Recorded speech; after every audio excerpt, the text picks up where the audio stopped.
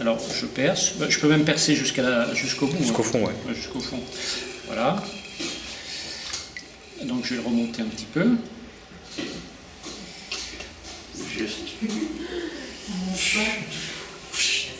Toi, t'en avais fait des théières déjà. Alors c'est pareil, là c'est l'œil, on n'a pas de compas, on voit à peu près ce qui convient comme forme. Alors moi ce que je conseille c'est de faire le bec beaucoup plus grand, comme ça on peut le recouper. Et le faire droit pour l'instant. Et le faire droit, voilà, on cherche pas On va le chercher une forme compliqué, mais non. Parce qu'après, quand c'est de la porcelaine, il ne faut pas le faire. Ah bah non, tu peux pas déformer la porcelaine.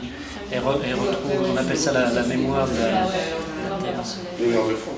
Mémoire de forme. Ta création, elle se soutient. Oui. Il y a Alors toute là, une symbolique derrière ça. Alors bon, moi je fais un bec un peu grand. Voilà, à savoir qu'on va bien le recouper.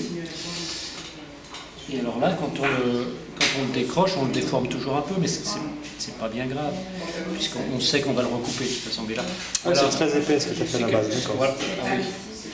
Mais là, je vais la pincer, tout ça, pour l'adapter un petit peu à la forme. Puis après, je le recouperai comme ça. D'accord. Voilà. On va regarder pour les anses tournées. Les anses tournées, c'est pas compliqué, hein, on va monter un cylindre. Alors, il faut voir à peu près qu'est-ce qu'il nous faut comme dimension. Alors, toutes les tailles sont un petit peu différentes. Il faut trouver la dimension la plus appropriée. On monte un cylindre un peu épais. On va le laisser sécher dehors. Et puis demain, on le coupera en lamelles. On coupera des bandeaux. On le remet sur le tour et avec l'aiguille, on coupe. Un cylindre épais qu'on va couper. Voilà. Alors, ce qu'il faut, c'est que la paroi soit super bien régulière. Il ne faut pas qu'il y ait que ce soit d'accord, la même épais en épaisseur. bas. Voilà. Un tirage d'épaisseur régulier. Voilà. Et toi, tu préconises Tu quoi? fais des couronnes, quoi, c'est ça. Tu fais des couronnes. Tu préconises quoi? Mais ça veut dire que... Écoute, au début, j'étais que en tiré, et puis depuis que je vois les anses au tournage, c'est quand même beaucoup plus beau, je trouve, plus réussi, un peu plus léger comme boulot, plus subtil. Alors bon, c'est à faire de goût après. Hein, et pour couper au lamelle, du coup, il faut reposer sur le... Ouais, tu recentres ton cylindre, tu le recentres sur le tour. Ça, on verra ça demain. Et puis, tu fais ça à l'aiguille. Tu fais ça à l'aiguille. Voilà, alors on fait un cylindre un peu épais. Hein.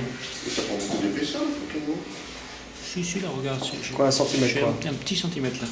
Voilà, alors je m'assure que ce soit à peu près régulier. Alors, j'ai fait une petite bêtise, vous allez comprendre. Normalement, là, j'ai un tube comme ça, qui est sur la girelle. Normalement, je laisse un petit fond comme ça. Je perce au milieu. Pourquoi? Parce que ça me fait une nervure, et quand je vais l'enlever, eh ben, il ne va pas se déformer. Ah ouais.